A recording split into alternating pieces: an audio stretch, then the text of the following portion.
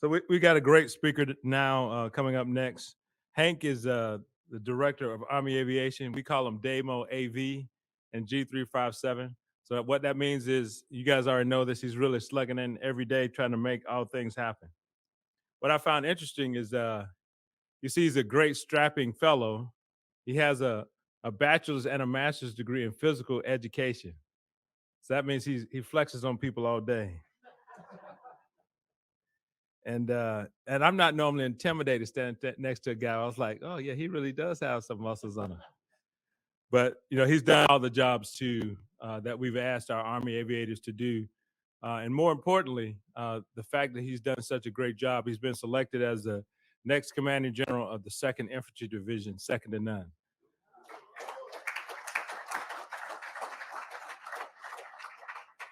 So please join me in a round of applause for Hank Taylor.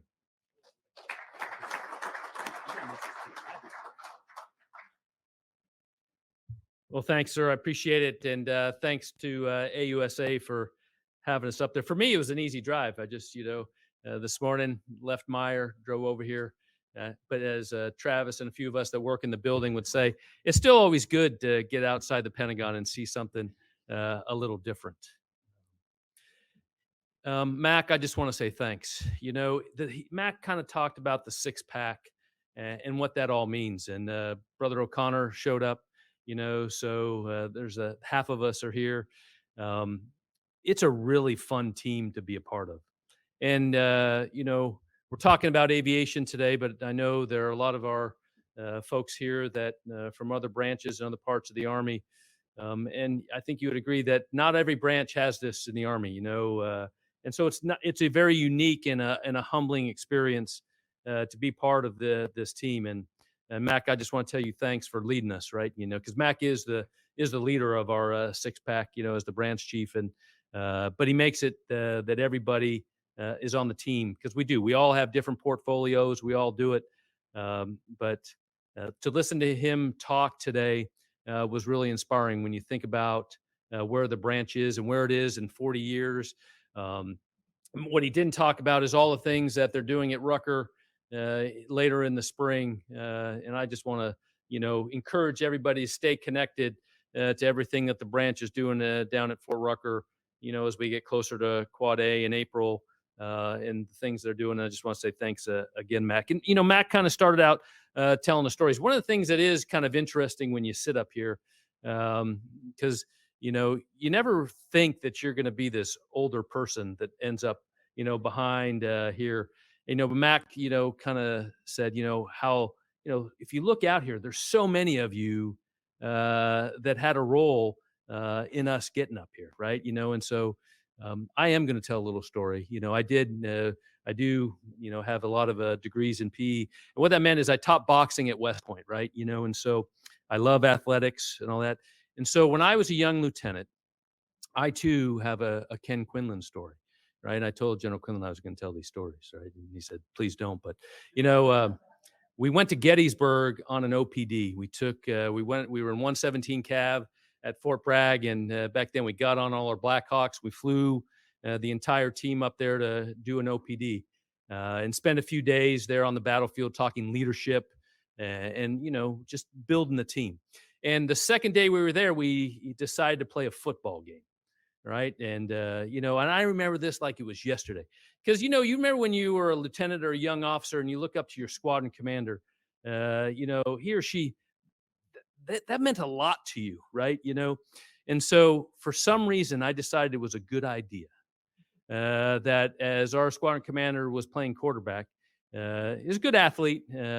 And I tackled him. We were playing touch, but for some reason I decided to tackle him and bury him into the ground. And I remember sitting there on top of him and thinking, this was a bad idea.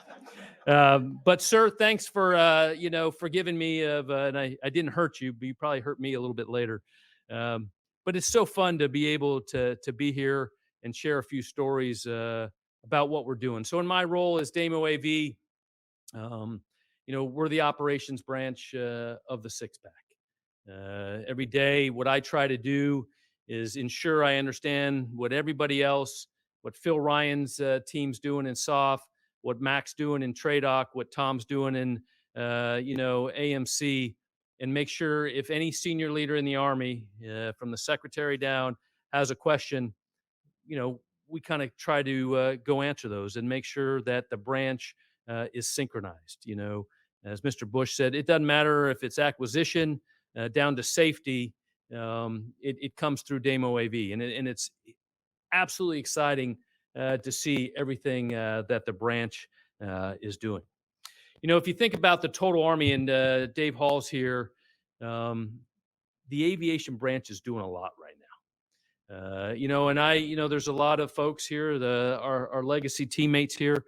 I think we probably said this over the years. The branch has always been busy, but when you think about what I would say the two key lines of effort, continuing to fight the fight we're in right now, and then with the modernizations efforts that we have, those are just by themselves. Each one of those lines of effort are huge lifts, and thanks to everybody in here and all those that are around the world, our soldiers, our civilians, our contractors, everybody that puts together, the branch is executing extremely, extremely well.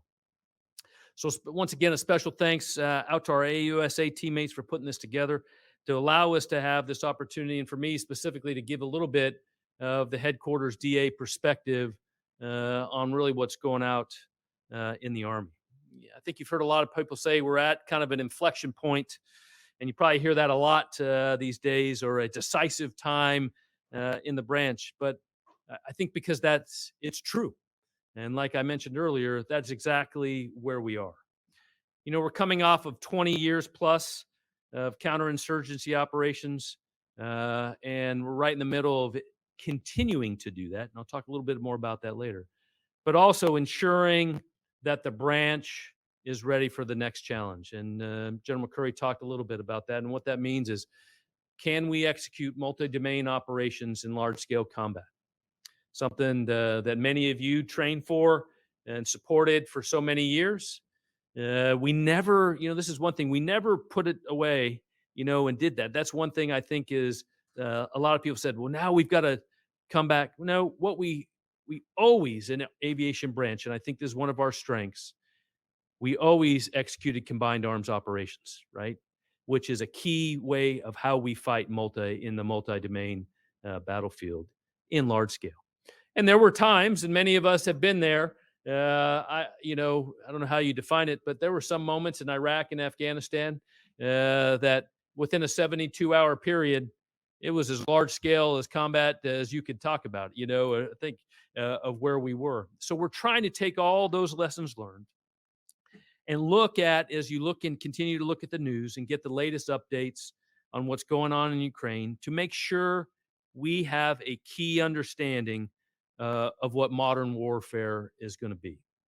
So as we continue to modernize both our aircraft, but we'll talk a little bit on our panel here a little bit later, but training and our people, that the branch is ready to execute. As we look at FVL, and modernization, obviously, we know all that's going on in FVL, but there's a lot that continues to go on with our current fleet, with the Apaches, the Chinook, and the Blackhawks. Those continue to fly. So as you look at that, that's what goes back to both of those lines of effort continue simultaneously. But as Max said, as he takes the lead on .mil PF and going forward, we're ensuring one of the things that we're doing right now is modernizing our tactics and training. We're optimizing our force structure and implementing that new doctrine. All while a lot of attention continues to get paid on technology. And I know our industry partners in here, that is extremely important to you, and it is. But we also, I think I want to make sure we all understand that our greatest strength, though, is our people. Let me talk a little bit about the current fight. I talked or mentioned that we've come out of 20 years of counterinsurgency. That's true, but we still fight tonight, right? All over the world. There are aviation assets in every geographic combatant commander fighting or assuring and deterring all across the world. So are all of our other branches. But when you think about what Phil Ryan, if Phil was able to be here with us today, he would talk about recent operations. and the great things that our Night Stalkers of the 160th continue to do in all over the world. As you look at our combat aviation brigades forward deployed in with our Compo 2 and Compo 3 forces in CENTCOM, with our Compo 1 forces in OAR, doing things in the European theater of operations, it's amazing. One thing that I think that is the most important that aviation continues to bring to the battlefield is our flexibility. One of the lessons I think a lot of people will continue to talk about is watching what our rotational cab in OAR did about a year ago, as the Russian conflict started in Ukraine. Our ability to move Apache battalions throughout Europe quickly was decisive. That's all I could say in this piece, but it was decisive. It gave tools to, and I can say this from my time as being the J35 then, of what the UCOM commander in SACEUR was able to do. Largely was tied to Army aviation, our Army's ability to rapidly deploy an ABCT, and some of the things we did with the Navy, and that really leave there. But decisive to that, I would tell you, was Army aviation. Within Army G3, one of the key things that I manage for the G3 with the six pack, as we look at our fielding and our prioritization for multi-domain operation, is ensuring that our units are actually capable to do that. That means that we have to synchronize efforts throughout the aviation enterprise to put new equipment in the hands of our soldier as they continue to train today. We accomplish that through the regionally aligned readiness modernization model, or REARM.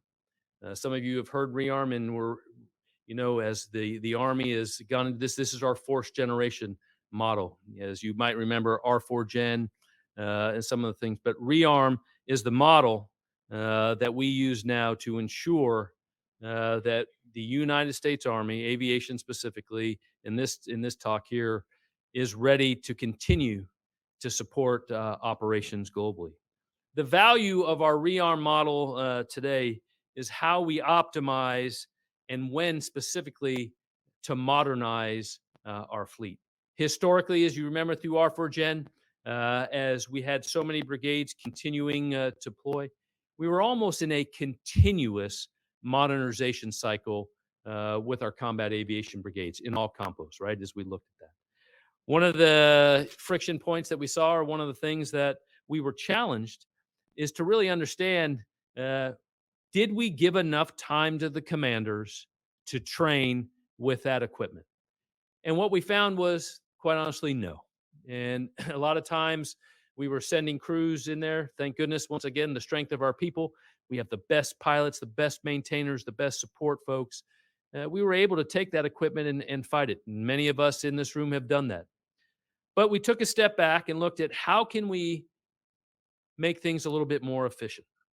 And so in the REARM model, especially with FORCECOM, our cabs move through 4 8-month phases: a modernization phase, followed by a training phase, followed by what we would call a prepare to deploy, prepare for mission, and then, if required, a mission phase. Our forward assigned cabs are considered continuous employment. They undergo what we would call in-stride modernization that is tightly linked with the branch and AMCOM and the PAO to ensure that our forward deployed cabs remain continuously ready. Together, as I said, with our partners, we deliberately plan when we modernize our units. This results, what we try to do is focus money and people to ensure that we can get these things done a little bit quicker. But at one point in this model, we try not to take a unit down more than 33% of their aircraft. Because as you know, in Army aviation, there is never a time where you can just stop and just modernize. Our requirement to continually train pilots, crew chiefs, flight engineers remains constant. But allowing cab commander and a division commander and a corps commander with enough predictability, knowing when they're going to have equipment and things in modernization allows commanders to provide a more detailed training plan to produce collective training at both the brigade and in the division. We're telling camp commanders that we're in their modernization, that's their focus. And we see a lot of that paying off, right? I can tell you when I was a squadron commander and we were modernizing, right, Tom? You know, we was like, we didn't care. We were modernizing and flying at the same rate, you know. Luckily, that was 58Ds, and we could just keep them going, right? You know, and so I knew I was cheating the system a little bit, but it is what it is, right? Yeah. But our cab commanders now have the ability to modernize at a rate, and what we're seeing is to continue training at the individual level, so that when they do transition from modernization into training, they are immediately able to transition to platoon and company level training, which is providing the division commanders with the ability to conduct home station training and CTCs at a greater rate. And what we're seeing right now at our combat training centers, what are some of the most important things that we do in our Army, our readiness rates that are continuing to increase during these rotations. A lot of that thanks to all the work at AMCOM that helps to do this. Once complete with that modernization phase, cabs, like I said, move into that training phase. And I want to talk a little bit about what General McCurry said. One of the things that we see that our commanders are doing, they have fully taken in and understand the requirement to train at the collective level in support of multi-domain operations. Not saying that we did not do that, but if you think about what requirements were the last 20 years as we continue deployed in Afghanistan and Iraq, there were not a lot of requirements to conduct company attack missions.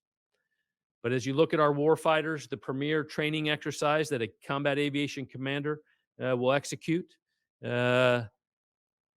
are doing those battalion level phased attacks and air assaults. And the ability, as we talked about, General Osovich, you asked, is how are we training those combat aviation brigade commanders to be maneuver commanders? And I think, Mac, what I have seen is exactly right.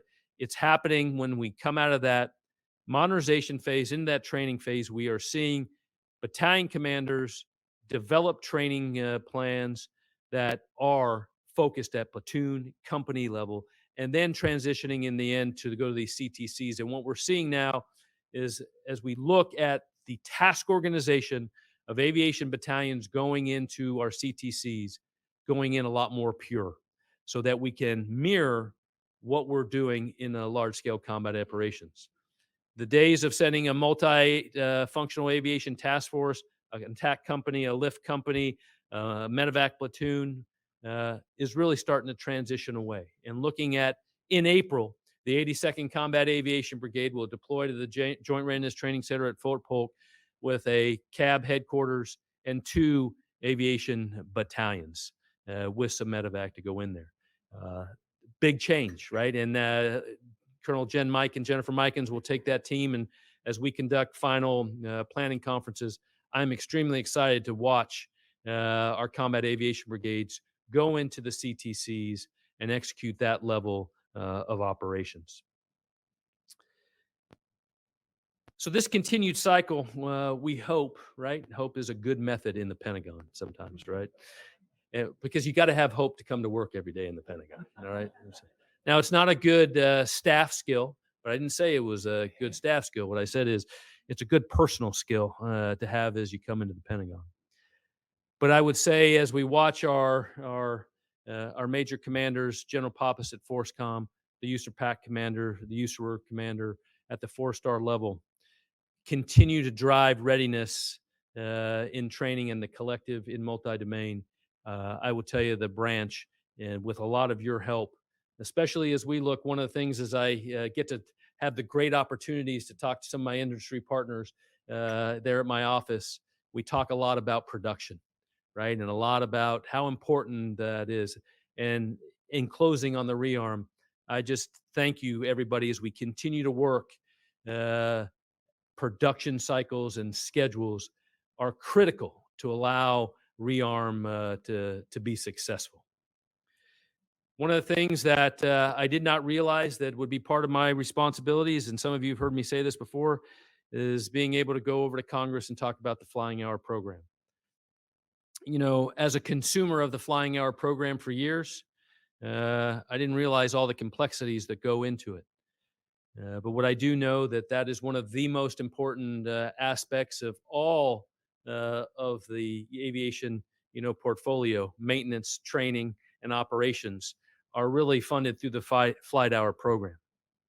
So as you look at what we're trying to do and a lot of the recommendations that came out of the National Commission on Military Aviation Safety, Army senior leaders continue to drive myself and General McCurry to steadily increase our flying hour program to generate that collective level training at the company and battalion level to increase our MDO readiness.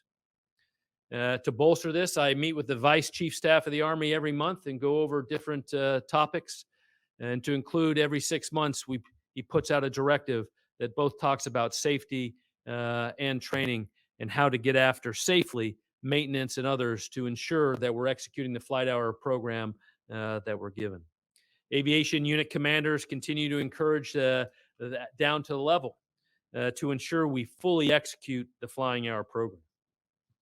What that does also is allows our maintenance, and it goes together. One thing that's so important, and I see the beauty of the six pack, is if you're like some of us that years ago, all you cared about is we'll execute 120% of that flying hour program. We had no idea what was going on the maintenance chart and the maintenance flow. And sometimes as brigade commanders, we get a call, from the AMCOM commander. And it was always a nice phone call, right? That's one thing I always remember. And you realize that sometimes you got that call, you didn't even understand what the AMCOM commander did. And they'd give you a call and say, Colonel, how are things going in your brigade? Sir, it's great. We're flying this, that, and the other. And he'd just listen to you and you go, and then he'd say, how's your OR rate doing? And you got stumped, right? You go, well, sir, we're right at, but what I have found out is that synergy of maintaining a balance between flight hours and maintenance is critical. And I just want to report back to you as Tom and Mac and I sit down every month, and I get to sit in the Total Army Aviation Ready or Total Army Readiness Review, the TAR, with the Secretary and the Chief. We look at readiness rates, right? And it's important. And we have seen a dip, based on, some COVID things as we've looked in the past.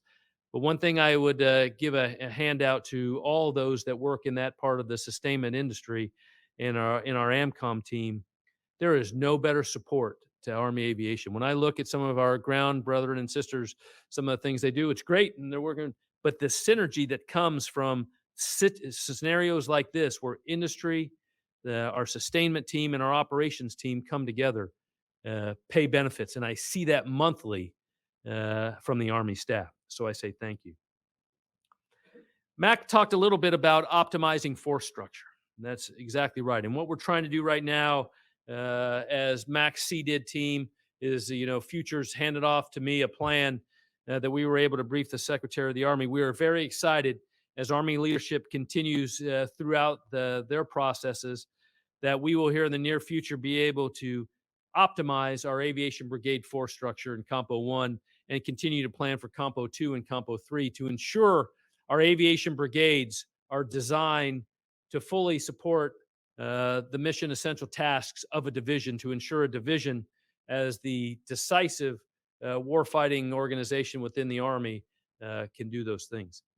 Two key things as we talk about there is really the redesign of our assault piece to ensure that our light divisions have the capability to air assault the assets they need to ensure that the 101st can air assault, up to a BCT at one period of darkness, but continuing to ensure that our heavy divisions have the capability to do light scout insertions and other things throughout. And I think as we look and in the next fiscal year, as we watch the aviation force design update happen, that'll be a benefit, not only to aviation, but to our ground formations at the division and the corps. We are in a war for talent, and I'd be remiss if I didn't if I didn't state this. I just talked with my team the other day, and I will say, in my career, and Tom, you'd probably echo this, as squadron and battalion commanders, we never worried about recruiting, right? I never worried about it. I always, we had our, it's a different stage. I told all those officers that work for me and some of my NCOs and warrants, it's a different piece. Not that it's a bad thing, it's different. And you have to look at retention and recruiting differently. And what I'd ask everybody in here, and I see it all the time. I was just talking to one of our, our legacy aviation leaders, who's also an industry partner, and we were talking, and he told me about a session that he had just had in his hometown, where he was out at a high school and an organization talking about the Army. So I want to say thank you, because I know that is going on, and we need it, and we need it at every level, from you to other generations, and to my kids and my grandkids. So I just want to say and reiterate what the chief has asked us. It takes everybody, all soldiers, all families across all compos, Army, civilian, or soldiers for life, to ensure at this decisive moment we win this fight, to ensure that we have the soldiers and leaders that we need in our Army to execute all these great things that we're doing in modernization and in the fight. And I will tell you, if you ever see Major General Johnny Davis or any of his recruiters around the world, you just go up and shake, you go shake their hands and say thank you. Because I'm going to tell you, I'm very glad that I'm not doing what Johnny Davis is doing right now. He's one of my best friends. And you couldn't ask for a better leader who's more motivated to go out there and be in charge and command our recruiting command. So, Johnny, thanks for what you're doing out there. To our industry partners, thanks for being here today. We can't get where we need to without you. I was extremely impressed. I'd never been to a Project Convergence, right? And as I had the opportunity to go out this year, it was amazing at how close we are working together to try to get new technologies on the battlefield faster. And I get to see that happening right now. Mr. Bush talked about mid-tier acquisition and a lot of those things. I have no idea what a lot of those details mean, right? I mean, I'm the operations officer, but I'm learning it. But what I will tell you from the operations side of it, what I see is great momentum, right? Great momentum. And so I'd ask our industry partners, as we continue to work, our commitment to you is continue to ensure that we are describing and being open with our requirements and where we see we're going in the future, where we see friction points, to ensure that we're able to, as Max said, in our commitment, to ensure that our aviation team has the best equipment they can to fight the fight that they need to. I would tell you, our adversaries possess capabilities that MDO is designed to fight right now, to address right now. I see it. I get to read the reports every day, and I would tell you we are learning great lessons. But we can't wait. We're excited. We can't wait till FVL is fielded to think that we're going to be ready for LSCO. We're doing it right now, and then we are looking at how we are going to implement FVL into that LSCO fight with the things that we're doing now through rearm. I would tell you the Army aviation will remain strong. It's ready to fight. It's fighting now. So I want to say thanks again to AUSA, and I'll open to any of your questions, please.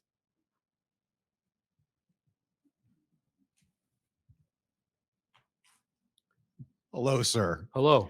To follow up on the question I've been asking, you talked about the importance of getting through rearm the modernization cycles. We heard earlier, and you've reiterated this, sometimes we didn't have the technology in place to do the training we needed to do. And particularly with things like software spinning so fast, with things like unmanned systems we want to team with spinning so fast compared to traditional procurement cycles, or to the old R4 Gen or even rearm cycles. How do we get that stuff in there? How do we get particularly the software and the survivability, mission survivability equipment up to date across the board while still keeping on that rearm cycle? Perfect. So one, I will tell you on the PEO side, and General McCurry talked a little bit about MOSA, right? That's going to be an incredibly, a great opportunity to speed that up. So I think that's one area that we continue to work that will be extremely helpful, because I think, we described, where we would wait a year, do a quick dump, and then train and do those things. So I think that is one area. I will also say, as we look at technology and some of the things that companies that you are all working for, I think I'm seeing it, because as I talk with you, you are taking that into account also, knowing that we want things quicker and do it. Now, let me tell you where my expertise really is and where I hopefully can answer the part of that. Here's how we're able to do it. Our soldiers love this stuff. I would tell you, they love getting new things, right? And they don't wait to be told to do something. So, yeah, give me an example. Software dump comes late, right? It's a version 6.2.2 for Apache or whatever it may be, or an old Kiowa. They get it, they put it in there, and it doesn't matter if you're an IP or whatever. They're out there for hours trying to figure it out, training. And next thing I know, as a commander, my standardization pilot, my standardization instructor, they said, "Sir, we got this. We figured this out. I got the whole team." They want to use it. And so what happens is, because we have soldiers that have great initiative, right, and have this great desire to learn, they overcome some of our failures at the staff level, right, in our timeliness. So I think that's how we do it. But when we are able to get it in that modernization cycle and let them train it all the way through, what the benefit of that for a lot of units is, then they are able to go out and take it to a CTC or into a warfighter. So thanks for the question. Anybody else? Sir. Good morning, sir. Hi. I appreciate your comments, and as a aviator, careers in that field, brigade and schoolhouse and all over the world, it's critical. Always found myself that we're not in a fight in ourselves. It's not an army of one anymore. Currently, I'm a professor at the National Defense University, and I'll focus on the Middle East and also where you're going, Korea. What do you need in professional education, and you also, sir, for us to maybe do a better job, maybe at the graduate level in particular, to build the knowledge, skills, and attributes as a combined team with our allies and partners, especially those that in security cooperation, we want to grow partnerships that are very challenging at times, but to get them together to understand each other's doctrine, not just always pushing American doctrine. So here's what my first answer to that is, I think the United States Army and in our United States military, as you look at our professional military education, is really incredible. And that is both at the enlisted, through our NCO Corps, our Warrant Officer Corps, and our aviation. The one thing, and I saw this on the Joint Staff, right? Because, with J7 and a lot of the work I did and the J3 to try to get things integrated quicker into curriculums. So, General McCurry will talk a little bit about what he's trying to make sure we're taught. My feedback to you is, we got to make sure that our institutions of learning can quicker inculcate things that we want our students to learn. POI, program of instruction, things like that. I think those are my operational term, extremely laborious processes that take too much time. And so what happens is things that we wanted to teach take a year or two to get onto the platform or into your curriculum or one of your professors' curriculum. And then what we find is that, 06 that's coming through, 05 coming through NDU, by the time they're teaching them, it's already changed and we want. Well, we do very well, I would say, at the foundational piece of that. But there are some things that, we want to be quicker. So that's my answer to that question. Yeah, you bet. Kapshida.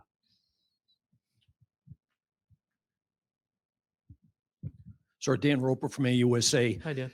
Could you specify what your definition of strategic readiness is through the lens of Army aviation?